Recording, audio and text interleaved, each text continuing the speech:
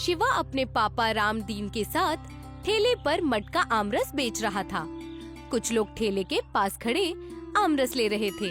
शिवा बेटा, जरा देख तो, मटका खाली होने वाला है, दूसरा निकाल ला। तभी गांव के बुजुर्ग रामू काका वहां आते हैं। अरे रामदीन भाई, तुम्हारे मटके वाले आमरस की तो मिठास जैसे सालों पुरानी यादें ताजा कर देती है। काका, ये तो बस ऊपर वाले का एहसान है। लेकिन बेटा शिवा, तुम कब तक ये कस्बे में आमरस बेचोगे? तुम्हें तो ये शहर तक पहुंचाना चाहिए। यही तो मेरा ख्वाब है काका। मैं चाहता हूँ कि अब्बू का बनाया हुआ आमरस पूरे देश में मशहूर हो। लेकिन शिवा की आवाज में मायूसी झलकती है। लेकिन क्या बेटा? घर की हालत ठीक नहीं है काका। अम्मी की तबीयत खराब है और संगीता की पढ़ाई भी रुकने वाली है। इतना सब संभालूं या ख्वाबों के पीछे भागूं? हिम्मत मत हार बेटा, मेहनत का फल जरूर मिलता है। तू बस कोशिश करता रहे। शिवा संजीदा हो जाता है और कुछ सोचने लगता है। शाम को शिवा घर लौटकर माँ गौरी के पास बैठा होता है।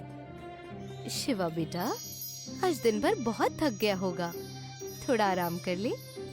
अगले दिन शिवा अपनी बहन संगीता को स्कूल से लेने जाता है। संगीता मायूस खड़ी होती है। संगीता, क्या हुआ? इतनी नाराज क्यों है?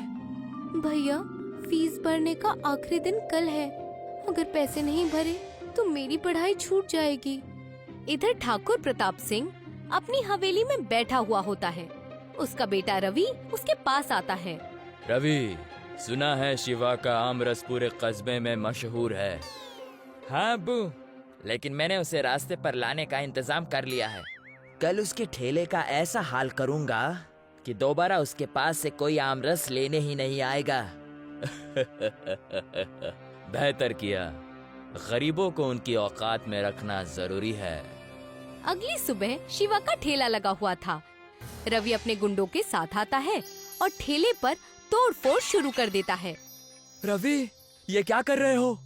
कुछ तो शर्म करो। शिवा, तेरी औकात याद दिला रहा हूँ। अब तू बड़े ख्वाब देखना छोड़ दे। शिवा गुस्से और बेबसी के साथ रवि को देखता है, लेकिन कुछ नहीं कर पाता। लोग डर कर वहाँ से हट जाते हैं। शिवा टूटे ठेले को देखकर मायूस हो जाता है। शिवा बेटा, अब और मत कर। ठाकुर से दुश्मनी करना ठीक नहीं है। हम गरीब लोग हैं, ये बड़े लोग हमें कुचल देंगे। अब्बू, अगर हम अभी हार मानेंगे तो हम हमेशा हार मानते रहेंगे। मैं अपने ख्वाबों के लिए लड़ूंगा, चाहे कुछ भी हो जाए। उसी रात रामदीन बीमार पड़ गया। रामदीन ने कांपती आवाज में शिवा को बुलाया और कहा, शिवा बेटा, आमरस की पहचान को दूर तक ले जाना ये तेरा ही ख्वाब नहीं बल्कि मेरा भी ख्वाब था। रामदीन ने धीरे धीरे आंखें बंद कर ली। शिवा और गौरी की दुनिया जैसे ठहर गई। शिवा ने पिता की आखिरी बात दिल में बसा ली। अब ये ख्वाब पूरा करना ही उसकी जिंदगी का मकसद था। कुछ दिन बाद शिवा अपने ठेले को सही करके आमरस परोस रहा था।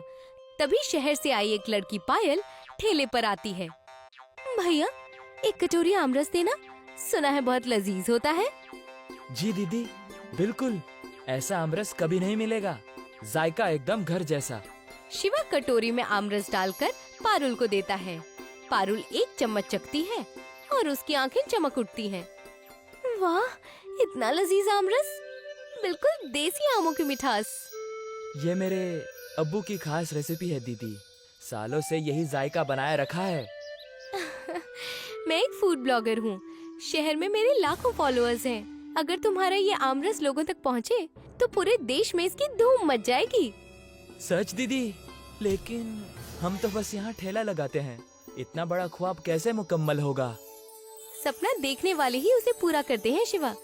मैं तुम्हारा वीडियो बनाकर सोशल मीडिया पर डालती हूँ, तुम देखते रहना, कमाल हो जाएगा। पारुल वीडियो बनाकर पोस्ट करती है। शिवा थोड़ा असमंजस में होता है, लेकिन उसके दिल में उम्मीद की एक नई किरण जाग उठती है। शिवा अपनी माँ गौरी के पास बैठा होता है। संगीता पढ़ाई कर रही होती है। तभी रामू काका तेजी से अंदर आते हैं। अरे शिवा, खबर सुनी? तुम्हारा आमरस पूरे सोशल मीडिया पर छाया हुआ है। शहर के लोग भी चंदनपुर आने लगे हैं। सच काका? अरे हाँ बेटा, अब तो दूर दूर से तेरा आमरस चखने के लिए लोग आ रहे हैं। अब्बू का नाम अब कस्बे से भी बाहर मशहूर हो रहा है। भगवान का लाख लाख शुक्र है, अब मेरा इलाज हो सकेगा। भैया, अब मेरी तालीम भी नहीं रुकेगी, मैं डॉक्टर जरूर बनूंगी। हाँ अम्मी, अब हम किसी के मोहताज नहीं रहेंगे। अब्बू का नाम पूरे देश में होगा। ठाकुर प्रताप सिंह और रवि आपस में बात कर रहे थे। अब्बू, ये शिवा तो अब बड़ा आदमी बनने की राह पर है। लोग उसे कस्बे का हीरो मान रहे हैं। इतनी जल्दी उड़ान मुझे ये मंजूर नहीं। क्या सोचा है आपने? फर्जी कागजात बनवाकर उसकी जमीन हड़प लूंगा। कस्बे वालों को भी उसके खिलाफ कर दूंगा। फिर देखता हूँ कैसे वो मटका आमरस बेचता है। शिवा आमरस बेच रहा था, तभी ठाकुर के आदमी गांव वालों को इकट्ठा करके वहां लाते हैं।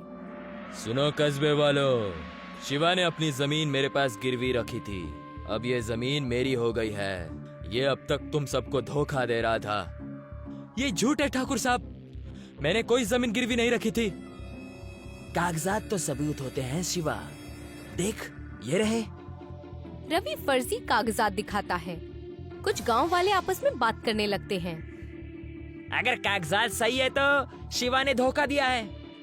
शिवा से ये उम्मीद नहीं थी। शिवा बेटा, ये क्या हो रहा है? काका, ये सब साजिश है। मैं अपनी जमीन गिरवी रख ही नहीं सकता। अब कानून का सामना कर शिवा, तेरे ख्वाब यही खत्म हो जाएंगे। शिवा माँ और संगीता के साथ बैठा था। सबकी आंखों में फिक्र थी। शिवा बेटा, अब क्या होगा? कहीं हम घर से बाहर न निकाल दिए जाएं। नहीं अम्मी, मैं हार नहीं मानूंगा। ये मेरा ख्वाब है और अब्बू की मेहनत को मैं बर्बाद नहीं होने दूंगा। सच्चाई की जीत जरूर होगी। शिवा परेशान बैठा था। तभी गांव के बुजुर्ग रमेश काका पास आकर बैठते हैं। तू अकेला नहीं है बेटा, कस्बे के लोग तेरे साथ हैं। अगर हम सब लोग मिलकर कोशिश करें तो ठाकुर की कोई भी चाल कामयाब नहीं होगी। शिवा रमेश काका की बातों से प्रेरित होकर गांव के किसानों से मिलने जाता है। भाइयों और बहनों, हमारा आम रस सिर्फ एक जायका नहीं है, ये हमारी मेहनत और कस्बे की पहचान है। अगर हम सब मिलकर काम करें तो हम इसे पूरे देश तक पहुंचा सकते हैं। क्या आप सब मेरे साथ हैं? हम तुम्हारे साथ हैं शिवा। अब ठाकुर की दादागिरी नहीं चलेगी। शिवा तहसीलदार को कागजात दिखा रहा होता है। ये कागजात तो पूरी तरीके से फर्जी हैं। ठाकुर ने बहुत बड़ा फर्जीवाड़ा किया है। इसे कानून सिखाना पड़ेगा। शिवा और गांव वालों ने मिलकर ग्रामीण मटका आम रस सहकारी संस्था की स्थापना की। भाइयों और बहनों, अब हम सब मिलकर मटका आम रस को देश भर में पहुंचाएंगे। कस्बे के किसानों का आम भी हमारे मटके में मिलेगा और इससे हम सब का अच्छा होगा।